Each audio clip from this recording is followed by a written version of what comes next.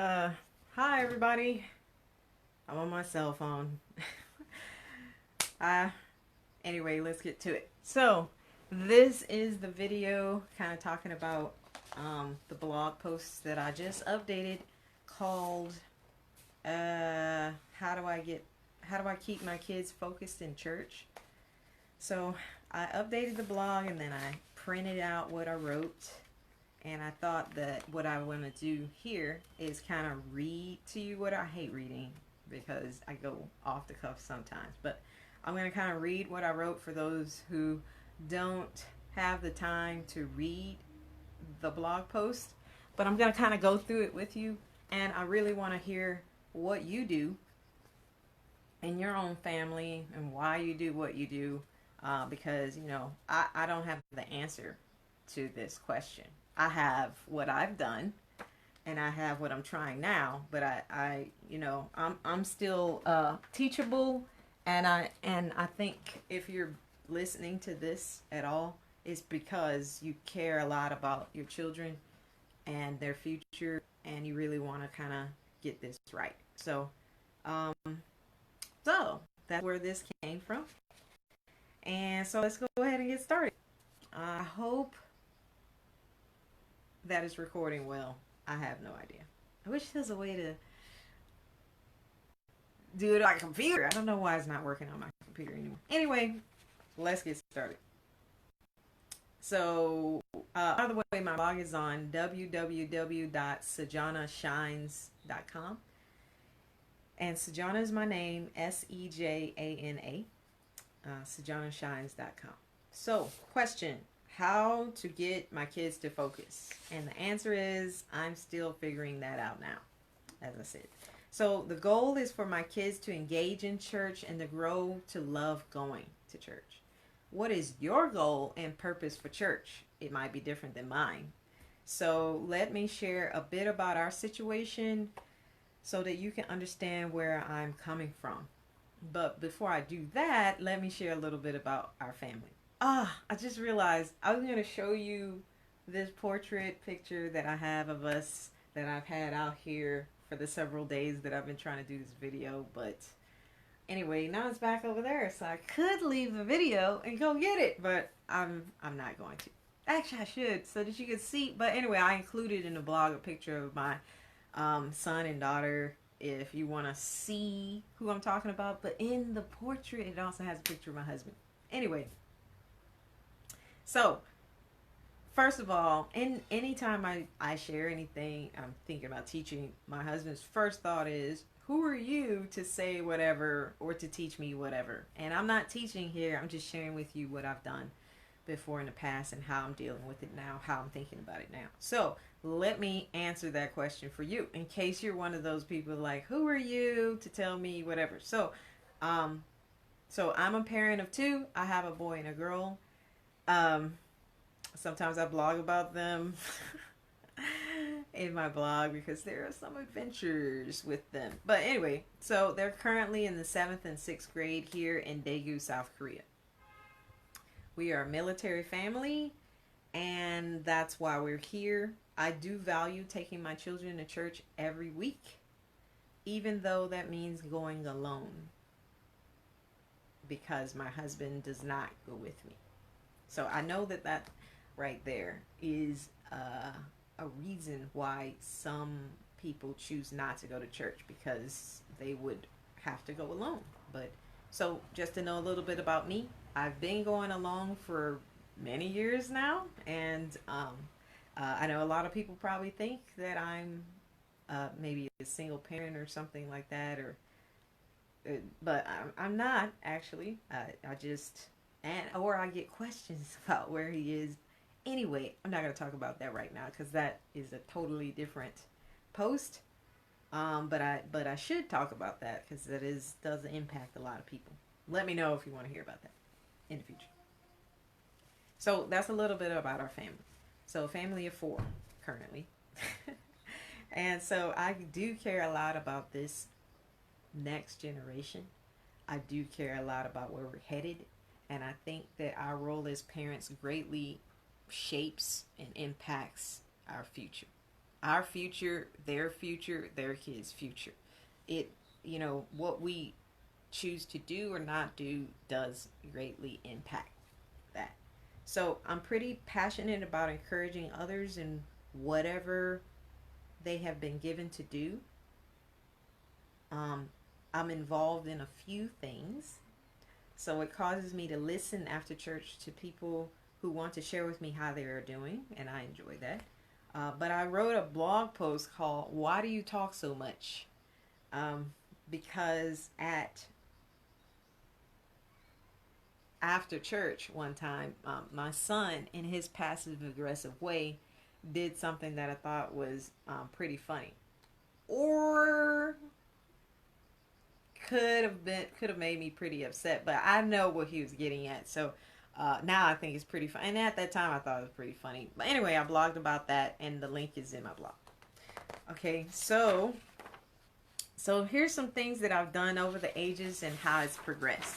So, okay, so really, I'm trying to read this because I took the time to write it, and I think it's pretty good, but it is pretty long. So that's the purpose of this video. So, to tell you the truth, I don't remember what it was like when my children was younger. It's all a blur now. In fact, sometimes I watch videos of when they're younger, and I just can't believe that I raised two children who are 12 months apart. And now they're, 10 and 11 years old. But anyway, so believe me when I say that they sure did go to church each week, because the community and the message that I received from church for me as a mother was definitely a part of my support system. So they went. And I had to figure out how to do that well. So a lot of things I've tried a lot of things and because I wanted it to work, basically.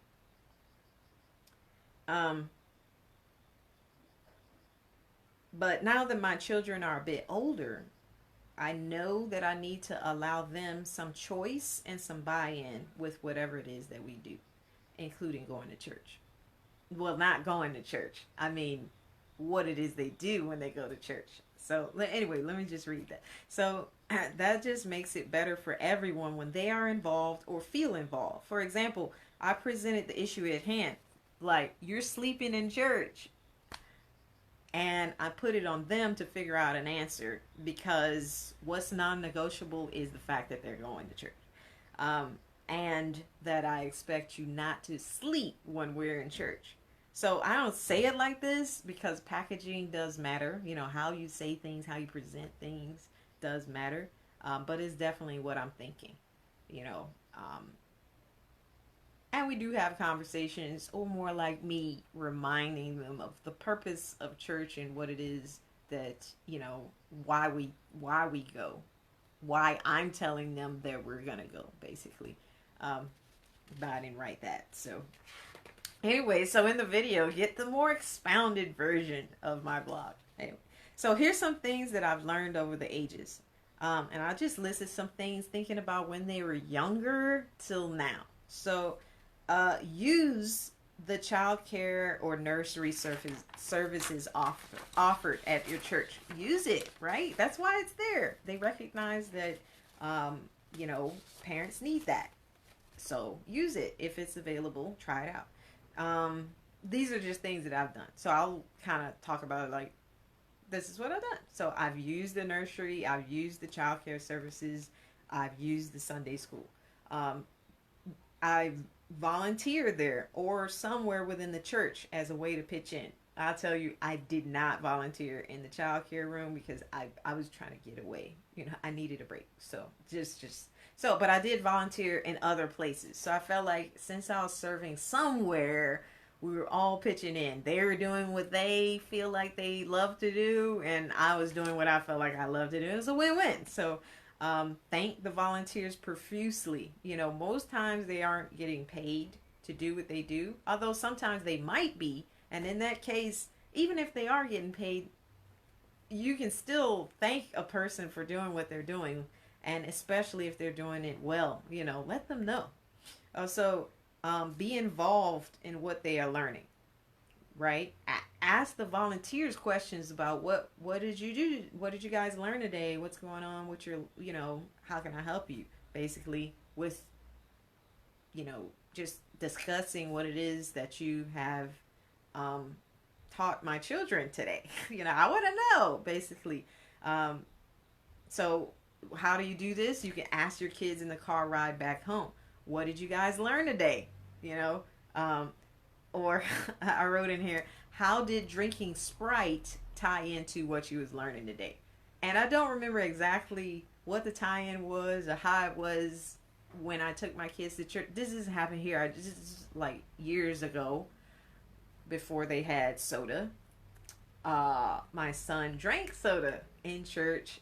I just remember remembering that because I didn't even give him soda. So I mean, sometimes things like that happens, but it can open up conversations with your children, such as like, just because you're offered this or this doesn't mean you have to take it. Or maybe something like, hey, are you brushing your teeth well? Because soda's full of sugar, things like that. So, whatever it is that they say that they learn, talk to them about it. Just ask them what they thought about it. Ask them what the tie-ins are. That's what I do now. Now that they're older, I ask them what the tie-ins are. Maybe when they were younger, I asked them, what was fun about what you learned today? What was the most favorite part about what you learned today? Something like that. So check out what your children are learning. Like really look at it and think about it. And if you don't like it, just bring them into the church services with you, because it fits some people, but it might not fit what the stage that they're in, or maybe you want to go in depth or something like that. So as they got older and they were sitting in church services with me, I did things like I let them bring biblically related materials to church. For example, I put on here books, games, quiet projects. So for books, for example, I might have my son bring something like this. Right, he was into dinosaurs for a while, and so this is the Institute of Creation Research Guide to Dinosaurs. So he's looking at the pictures, but he's also reading things about how dinosaurs were amazing and how God formed them. Basically, that's just an example. Or something like this. That's like this is the Answers book for kids by I think Genesis people. I don't know. Answers in Genesis people. Questions in here that they might ask, and just something for them to read that's still biblically related. Or I got here a Go Fish card game, or this devotional. Really, it just depends on your child's age. And something I would say about this is, whatever these materials are, maybe you can, especially if they're younger, kind of like keep that aside for just Sunday, so they're not bored with it because they done already read everything in there, and just leave it out for Sunday as something that they can look forward to. That might be helpful. Also, where am I at? Oh, so the reason why I allow them to do this, not just stare at the Bible, especially if they're younger, is because I think that it keeps their hands or their eyes busy but focused, and I feel like, well, they're still there and they're listening, like their ears are open. You don't know what they're going to pick up, right? They pick up things that we say around them. I believe that they can pick up things that the pastor says when they're sitting there in church services, as they develop like the discipline of focusing and paying attention. Because even adults can have a hard time focusing on the sermon. It might be, there's lots of reasons. So, so I give them grace in that, because even adults have trouble too. So, or they can bring a notebook, right, to draw scenes that relate to the message, or to take notes. And I was just looking around. I got stuff all over the place, but like, here's a notebook of how they can draw scenes that's related to what they're learning. In this case, this is about John 8. Throw a stone if you are without sin. And they got, Anyway, so it's kind of funny actually to see what it is they'll come up with and what it is that they doodle about. And here's a recent, well, I don't have it. Oh, yeah, here's a recent one. So, in our church services, we're talking about the spiritual warfare. And here's a few pictures of what one of them did and drew. Something that they got out of the service. It's kind of funny and might be something that you can keep for later when they get older, just to reminisce about the things that they pick up. So the notebook is good for drawing, or it's good also for developing a habit of maybe taking some notes. Because that's actually what I do each Sunday. I bring my tablet and I take notes, lots of notes, especially references to where they're getting their references from in the Bible, or examples that they use that I thought was pretty clever, or just resonated with me, thoughts that I have. I take notes. That's how I focus and pay attention. Sometimes I'm tired. I'm tired too, but I take notes specifically so that I can pay attention and the whole way through, so I can develop that in my children by giving them ideas. You can also use printables online that are free, or things that you pay for to print off and bring it out for your children to complete. For example, you can Google sermon notes, children, kids, free printables, right? Just Google all those words together and you'll see what I'm talking about. So in the video now, I'm going to talk about this one. When I Googled it, after a while, I found a free one that was pretty good that I liked. So the link is on there. So, and I'll tell you at the end how I ended up using that. And that was only this past Sunday. So, another thing you can do is ask questions afterwards. I already talked about that. It doesn't have to be a long, drawn out thing. But for me, the purpose in doing that is to bring the learning from church and whatever it is that was highlighted in their mind or to them by the Holy Spirit, bring that out to their everyday life. Bring it out to the car conversations, bring it out to at home, especially as things tie in to what was said, bring it out, because God and the things that we're learning about God is applicable in our day to day, not just in the church walls on Sunday. So that's one of the reasons why I try and do that. Okay, so engaging my children. So now I like to talk about, what I wrote here in the blog, but I like to talk about how the purposes in which, a little bit of the background of how and why I engage my children. So I want to start off by reading Deuteronomy. If you have time, read Deuteronomy 6, verse 1 through 15, but I'm just going to highlight verse 5 through 7. And it says, and I'm reading the ESV translation, it says, "You shall love the Lord your God with all your heart, and with all your soul, and with all your might. And these words that I command you today shall be on your heart. You shall teach them diligently to your children." Let me read that again. "You shall teach them diligently to your children, and shall talk of them when you sit in your house, and when you walk by the way, and when you lie down, and when you rise." So that's in Deuteronomy. So that's a little bit of a background, something I keep in mind, right? It's not just at one period of time. It seems to me like all the time. Be engaging your children. Be talking about God.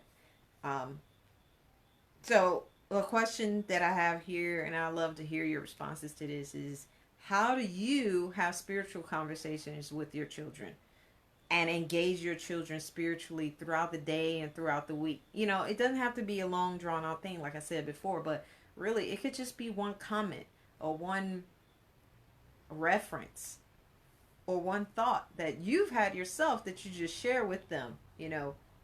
What do you do? I really want to know the answers to this. So if you're waiting on your children to bring up these spiritual things to you, it may be a while. So why don't you take the initiative. Well, you know, I didn't write this in here, but basically, why don't you share what God is showing and teaching you with them at their age appropriate level, of course. I'm doing this now, especially when I got children that are in the world, you know, like they're both in middle school now, and they're lots of things come up that I don't even know about that they're talking about. So I want to talk to them about lots of things. I want to give them my view on lots of things because I want to have input and say in their lives too. So, for example, I didn't write this in here, but what I mean is, like, for example, like I might be dealing with me myself. I might be dealing with, you know, unforgiveness or loving your neighbor or something like that, and I'll tell them, you know, how this came up, and I'll share with them how I reacted, which was not right, you know, and I'll show them by sharing with them this real experience in my life of I'll share with them how I continue to go to God about this, or how when I was doing my reading today it talked about this, and you know, and I was reminded that God, you know, it was like God was talking to me through his word, you know. So these I'm relaying a lot to them when I share these things with them, repeatedly, you know, not just one time, once a month, you know, like ongoing conversations, um, with my children. So when I do this, I believe that this can be a great way to show them how Jesus cares and how Jesus is involved in our day-to-day life. So what if you have never tried this? You think that's, well, yeah, that makes sense. That's great. I want to do this, but I've never done that before. I've never had these conversations with my kids before. I don't know how they're going to react.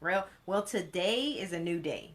So a new day for you to try and be intentional.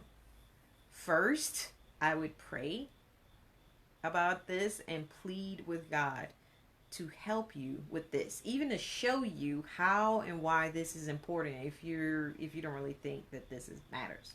So I believe that if we are to go out and make disciples of all the nations, yet we have never engaged in spiritual conversations with others, much less our own family members or our own children, right? How then the question begs to be asked, you know, like, how are we making God known to others? You know, how are we making disciples?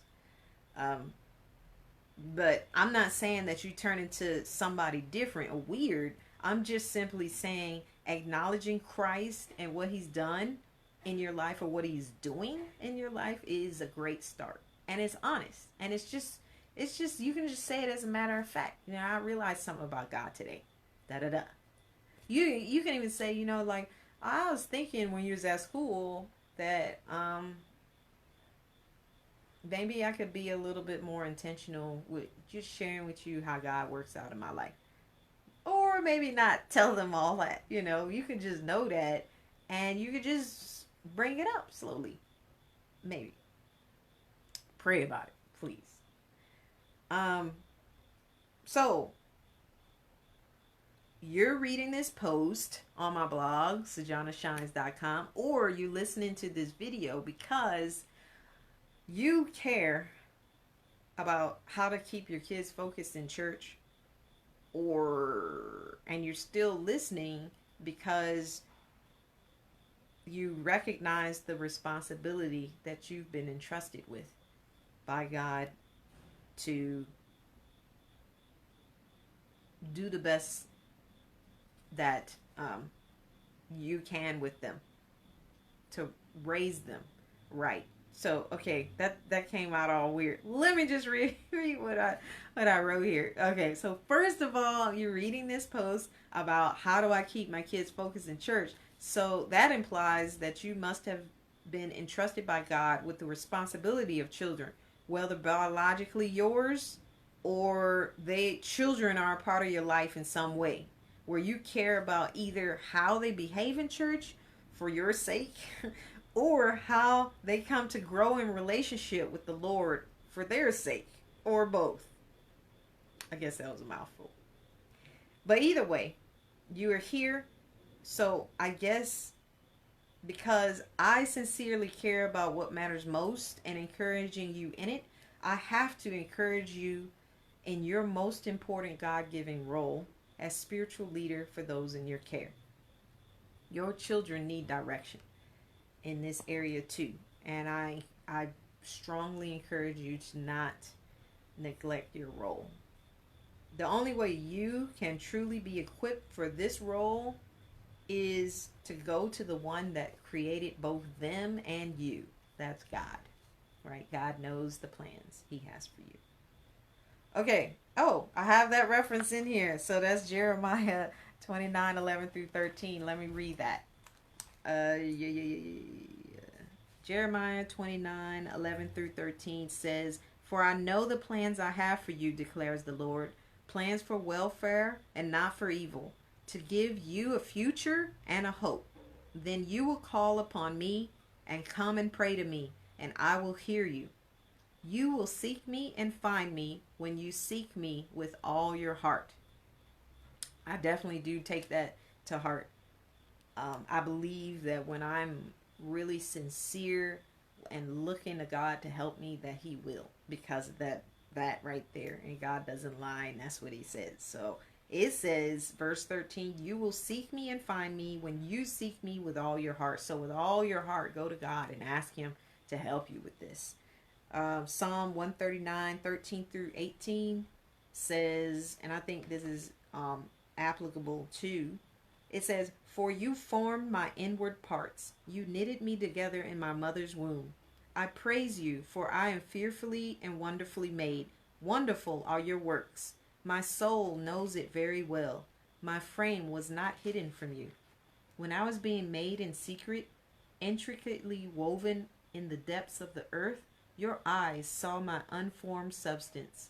In your book were written, every one of them, the days that were formed for me, when as yet there was none of them. How precious to me are your thoughts, O God! How vast is the sum of them! If I would count them, they are more than the sand. I awake, and I am still with you." Now Psalm 139. God formed us, and he formed your children. So look to Christ to help you, to help them. No one else knows everything about them and you. All these suggestions in the beginning that I gave are just practical ideas that worked for me for a period of time. And I've tried different things. But what really matters and what I'm saying is that I want my children to come and know and follow Christ because of their own personal experience with them. And I'm definitely involved in that with them, you know. And so are you. I want my children to know that they would have tasted and seen for themselves that God is good, that he really is good. That they would develop a strong foundation on the rock of Christ now, while they are under my care, before launching out into the world of possibilities. I want them to trust God, and that doesn't happen overnight, right? You trusting someone else doesn't happen overnight. I mean, really trusting them. It starts with me as their mother or their father. I know the importance of Christ, much like I know that we need to take time to brush our teeth every day, even though we may not see the need, especially when you're young. You might not see the need in brushing your teeth. I use that example a lot because my daughter hated having her teeth brushed when she was little. Like, I had to force her to brush her teeth. Well, she wasn't doing it. I was doing it. But her mouth was closed, and I was just, I had to do it because I knew the value of it. She didn't understand. She just hated it. And so it's the same thing like this with church, to me, kind of in a way. My kids don't see the value in it. They don't really understand and appreciate it. And for what it is, what it can do, how you can serve, like all of that. They don't really fully grasp it yet. But I hope that one day they truly will. So, I mean, that's why we've been entrusted as their parents. So, and I talk about I know you can't eat bags of candy, which is something that they would love, especially my daughter would love to do, and still develop healthy eating habits for life. If I let her do this, like they don't go together. You know, I repeatedly say no to excess candy and eat your food to the vegetables on your plate. I mean, I do that because I understand more than she does. And just think about it, God understands even more than we do. You know, he says, my thoughts are not your thoughts, my ways are not your ways. So discipline, right? The discipline of no, you're not going to eat tons of candy for dinner every day, you know, is doesn't seem pleasant at the time, right? They think I'm a horrible person. I remember as I'm looking for Hebrews 12, 11 through 13, I want to read that. But I remember my daughter, I don't remember how old she was at the time, but she was very young. And I remember her saying to me, because she didn't like what I had to say, she said, "You're not my best friend," you know. And she was mad too. And, you know, and I didn't want to laugh in her face, but it was so funny. Because she was like, "You're not my best friend." Like, okay, you're right. I'm not your best friend. I'm your mother. Okay. But I hope we can be friends, you know. But anyway. So Hebrews 12, 11 through 13 says, "For the moment, all discipline seems painful rather than pleasant, but later it yields the peaceful fruit of righteousness to those who have been trained by it. Therefore, lift your drooping hands and strengthen your weak knees, and make straight paths for your feet, so that what is lame may not be put out of joint, but rather be healed." And so verse 11 again, "For the moment, all discipline seems painful rather than pleasant, but later it yields the peaceful fruit of righteousness to those who have been trained by it." Keep that in mind, parents, right? It's, you know, you're going to get pushback, right? You are, but there is fruit. Consistency is key. I didn't write that down in here, but it's so important. Consistency is key. I should probably add that though, because it's that important. Anyway, the bottom line is I love my children. I want what is best for them. I want to set them up for success as a responsible adult, friend, nurturer, provider, right? Future provider. What we actually do in their developmental years, not just what we say, because more is caught than taught. That phrase sticks with me too. More is caught than taught, right? Really builds a strong foundation in them in what truly matters, right? So build your house upon the rock. So that's in Matthew 7:24-27. You can read that, or listen to the song "Build My Life" by Pat Garrett. I just, every time I hear that song, I think of this building your house upon the rock found in Matthew. So my children and others also see me value going and participating in church, and they see how I engage and serve in some way every week. They see me attending consistently and paying attention by taking notes. They see me saying hi and building relationships with friends, old and new. And you should probably read that "Why Do You Talk So Much" blog post that I mentioned. They also see how I treat my husband or their father, who does not believe what I believe, and so he doesn't go with us to church, and the rhythms we have set for Sundays that include him, even though we believe differently. So all these things they take with them and help to back up the things I talk to them about when I'm saying these things about focusing in church and why. So it's not just about what they look like on the outside, what my kids look like on the outside, what it looks like they're doing. Although I have trained up a child in this way for years now. Although we have to adjust to new normals with each new move since we're a military family. In fact, we got a move coming up in 1 year. So I'll have to start over, finding a new church, finding new rhythms. But it's just that important. I will endure because of all these things that I'm saying right now. And I'm gonna do this. It is important, but I'm careful in how I do it, because I don't want to do it in a rigid way, but in a way that takes into account their own interests, and skills, their maturity level, their stages of development, and also the fact that I don't want to push them away from the church by demanding things that in them that I don't even do myself. And or that put the focus on just what they look like to other people, because I care about what's in their heart. What truly matters cannot be seen, like the things in your heart, the things that you're thinking about in your mind, right? That really matters. And I'm trying to set them up as best as I can with the leading and direction of the Holy Spirit.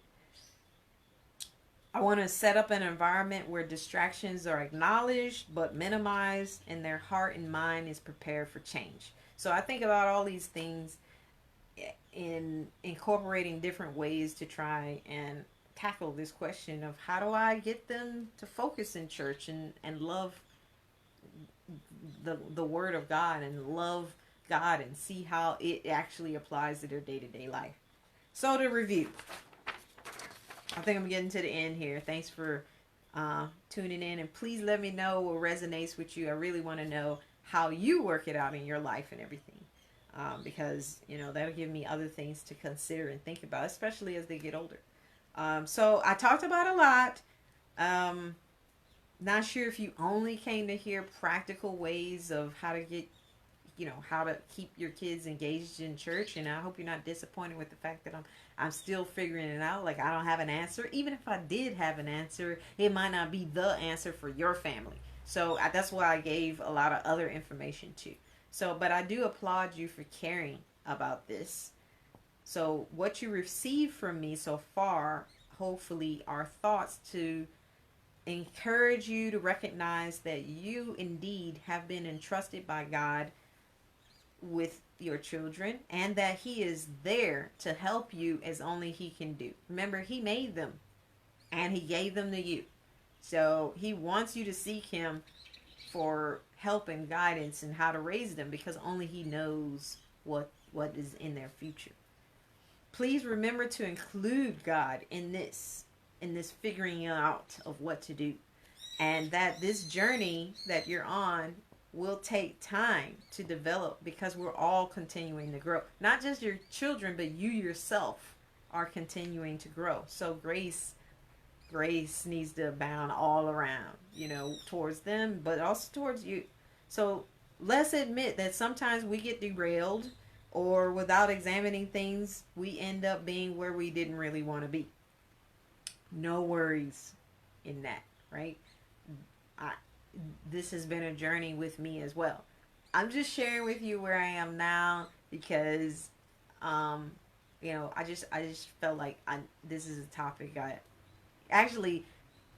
A friend asked me this question about what do I do, and I was listing off things that I've done, and then I thought, you know what, that's a great question. I should probably blog about that. So that's how this came up.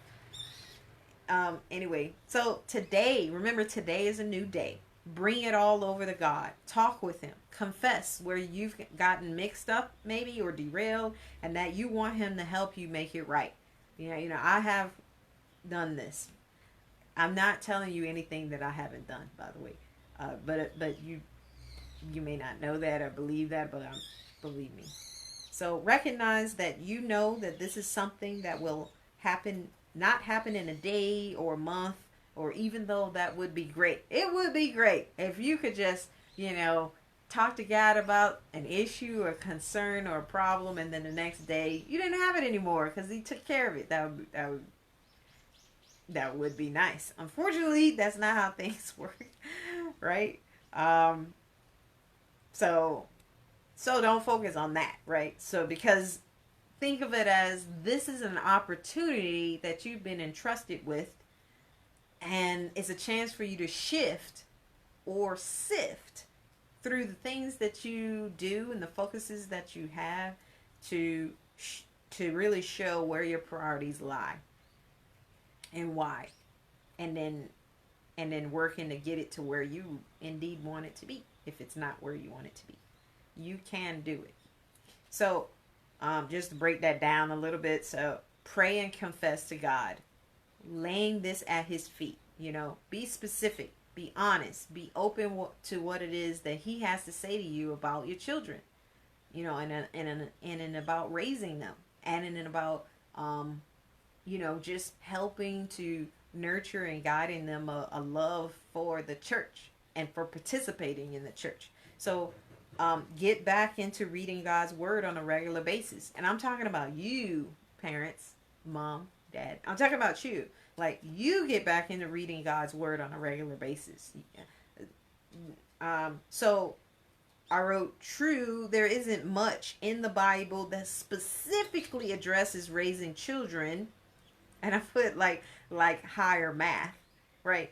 I use this example with Madeline. I guess you need to have the backstory, but it's basically, you know, like in lower level math, because now she's just in a middle school, so it's a little different. But in elementary school, in the beginning, you know, they have simple math questions like, I'm talking about word problem questions. It'll be like, well, this person had 2 pieces of candy, and then Sally had 2 pieces of candy. If they combine their candies together, how many pieces of candy will they have? You know, like, it won't be that simple anymore now. You know, it's like higher level math now in middle school or in real life, right? Because it's usually not like that. It's usually like all this information and all this stuff that's going on, and then you have to, with the knowledge that you already have, just kind of like pull out the things that are relevant to the question that you're asking.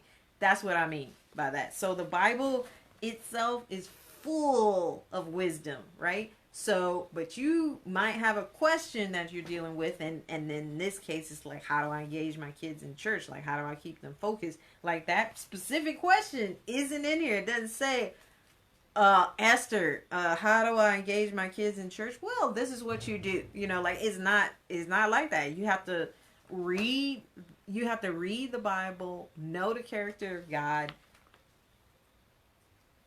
read after praying and asking God to help you to figure this out.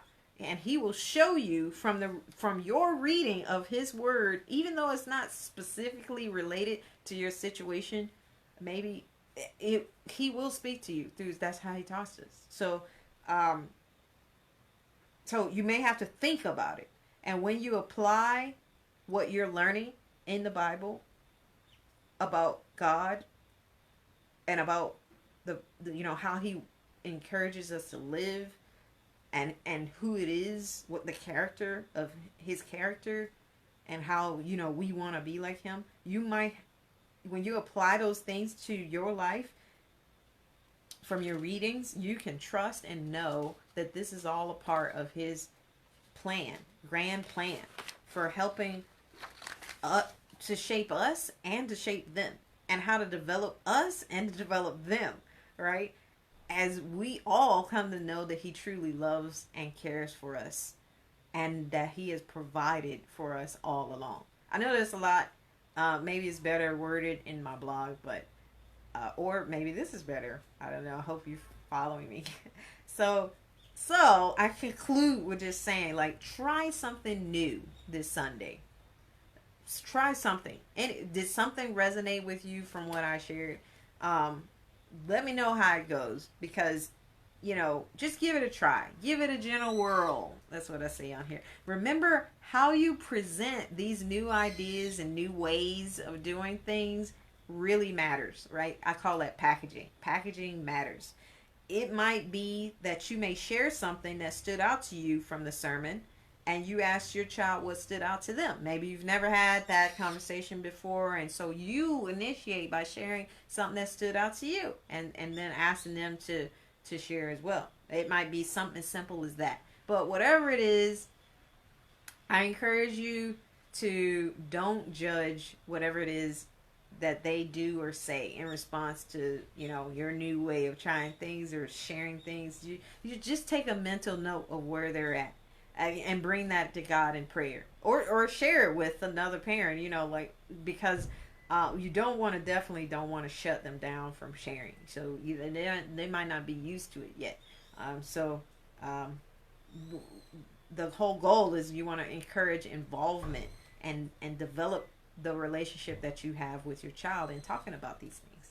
So remember, we didn't start off where we are now right? We didn't start off that way as a child. It took years of crafting for you to be who you are, and for me to be who I am, and for me to think the way that I do. So it's your children need that time too, as well, to have understanding or deep thoughts that you want, right? So just keep that in mind. And something is, you might want to incorporate that printed worksheet or the blank notebook, right? I'm sure you got paper laying around the house, scrap paper, the back of the sermon thing, that they may pass out at your church, so I'll share with you for the last bit what I did this past Sunday and how that worked out. So just know that I'm still learning to be patient and allowing my kids room to grow. And I'm careful not to compare or look at what other people are necessarily doing and comparing my kids to other people's kids, even though I am talking about my kids in this video. But that's only because just to give you an example, but not because it's a good idea to look at Johnny over there and be like, why can't you be like them? Like, no, that's never good. So we don't need that kind of we don't need that coveting in our lives, right? So I'll just close with this. So I showed you how I used this sheet that I found in looking for the blog. I was sharing this with her, and then I found this sheet, and so I thought, well, I should try that, because really we're not at where my kids are focusing in church. We're not there. I'm still trying to figure this out. I have put it on them. I said, hey, yeah, look, we're going to church. So I want you to focus in church. I do. So how are you going to focus in church? What are you going to do? I'm just going to read the Bible in the pew. Okay, fine. Then you do that. And then they bring their other books too. That's not just library books, other books. And they're reading that because they don't really enjoy the singing like I do, but that's fine. But I have them close the book and pay attention. Now, they might be standing there like it's the end of the world, but I mean, pay attention. But when it's sermon time, we're not standing up listening and doing singing. I realize that not everybody's into singing, so but in the sermon I want them to pay attention. So I'll tell you the truth. So that's when my son decides he wants to read the Bible. Then he wants to read, and at first I was like, okay, that's fine, but now I'm like, hey, it's not time. When the pastor starts talking, it's not time for you to check out and then just read the Bible. I mean, yeah, before that was good, but now I'm calling you to read the Bible on your own. You can read the Bible anytime. We have a Bible at home. So now I want you to listen to the sermon, pay attention to the sermon, and see what you get out of it that you can possibly share with somebody else in the future. So now I'm calling him to that now. Before that was fine. Now I think you can do more. So I gave him the sheet. He hated the sheet. Okay, he hated it. I tried to preface it by, I got something new for you today, depending on how things go. That probably wasn't the best way. Anyway, that's what I did. But I did, knowing my kids, right? Here's the sheet printed out normally, and then here's the sheet printed out like 50%. So I thought, well, I'll give him a 50% one, but it's too tiny. Like, he's 7th grade. He can do more than that. So then I printed it out. I'm telling you, right, this is a process. Then I printed it out at like the 75%. Notice it didn't take up the whole page. So this is how I did it. I said, here, I pulled it out after I saw what they were going to be doing. One was folding origami stuff from the bulletin. And then the other one was decided to read the Bible all of a sudden. Like, okay, now I want you to pay attention today. So, since I see what you're doing, here, try this. Do you want to do either this sheet or this sheet? That's what I got from my son, just to be honest. Like, that's just how he is. So he was like, I take this one because it's smaller. I knew I'm already, your children, them, right? So he took that sheet, and this is his sheet of what he came up with. I don't know if you can see that, but it's pretty much blank, right? I didn't even say anything. I just collected the sheet at the end, and then I put it in a folder. You know what? next week we're gonna do the same thing. And they just gotta get used to it. Anyway, but my daughter though, she wrote some things. So this, I don't know if it was a boy girl thing, and I understand that, and it's not a lot, but so she wrote, God helps those who ask him for help. Jehoshaphat prayed to God to help him defeat the army. Yes, that's true. That's what it's about. But she also wrote, hungry, hungry, hungry, hungry, hungry. Anyway. So, the point is to keep trying. That's the point, because it's that important. So Sunday I'm going to do the same thing, because, consistency is key. I mean, it doesn't really have to be this, but it's like, hey, and I told my son, you don't have to fill out this sheet, but I want you to focus and pay attention. So when I see him doing other things, I bring out the sheet and I sit it next to him. Maybe I'm being passive aggressive at it. Anyway, so that's what that picture is of. I